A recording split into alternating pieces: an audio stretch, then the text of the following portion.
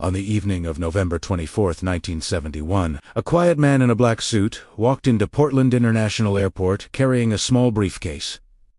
Nothing about him stood out. He was calm, polite, and completely forgettable. His name, written neatly on the ticket, was Don Cooper. Within hours, that name would become one of the greatest mysteries in American history. Flight 305, a Boeing 727 bound for Seattle, carried just 36 passengers. The man known as Cooper took his seat near the rear of the cabin, ordered a bourbon and soda, and waited patiently as the plane took off. The flight was supposed to last less than 40 minutes. No one on board suspected it would end in a legend. Shortly after takeoff, Cooper leaned forward and handed a note to a flight attendant.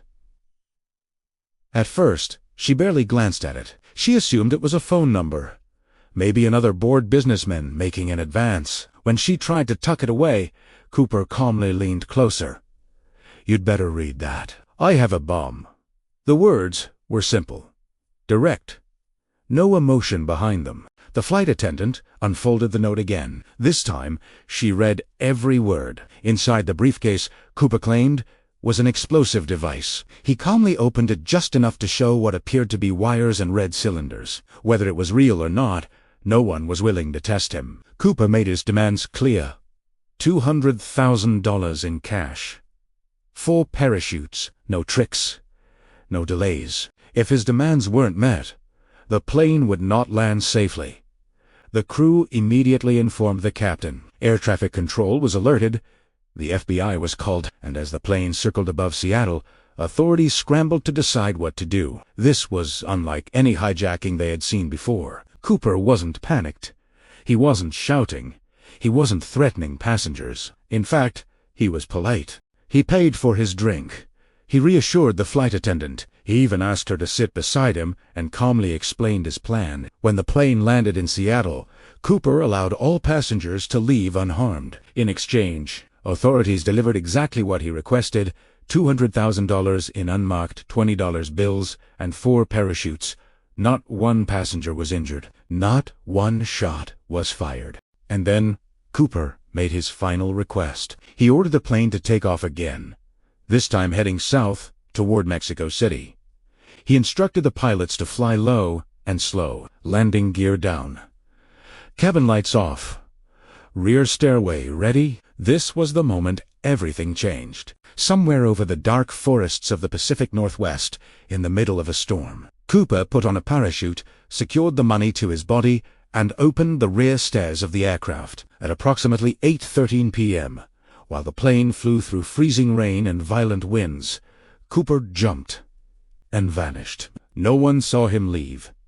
No one heard him land. He simply disappeared into the night. What happened next would baffle investigators for decades. The FBI launched one of the largest manhunts in U.S. history. Hundreds of agents combed the forests. Helicopters scanned the terrain. Local police searched rivers, mountains, and logging roads. Nothing, no body, no parachute, no briefcase, no trace of D.B. Cooper. Weeks turned into months. Months turned into years, and slowly a terrifying possibility emerged. What if he survived? Experts debated endlessly. Some argued that the jump was impossible. The weather was brutal. The terrain unforgiving. Cooper wasn't wearing protective gear. He jumped into darkness, over dense forest, with no clear landing zone. They said he couldn't have lived. But then, something happened. In 1980, nearly 9 years later, a young boy was digging along the banks of the Columbia River. Buried beneath the sand, he found a decaying stack of $20 bills. The serial numbers matched Cooper's ransom money. The discovery sent shockwaves through the case. If Cooper died, where was his body? If he lived, why was the money buried, and why only a small portion? The FBI reopened the investigation with renewed urgency. Suspects flooded in. Over the years, more than 1,000 individuals were examined. Veterans, pilots, paratroopers, criminals, ordinary men with extraordinary theories. One suspect knew aircraft intimately. Another vanished after the hijacking.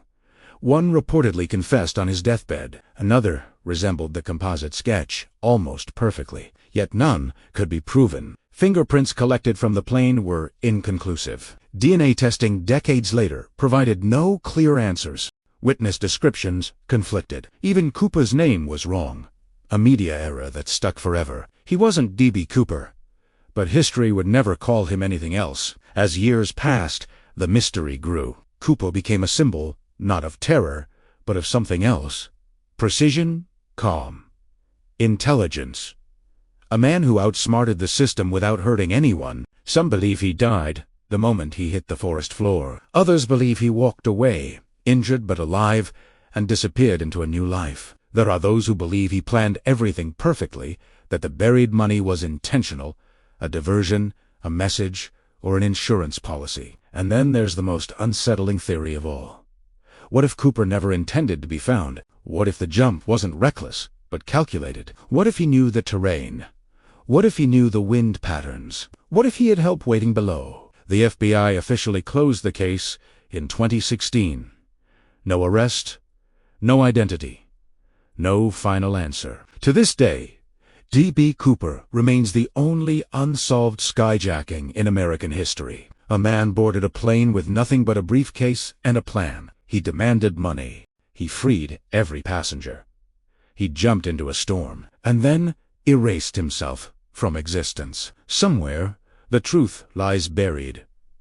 In the forest, in the river, or in Nanam, where they already heard, but never recognized. And the most chilling question remains unanswered.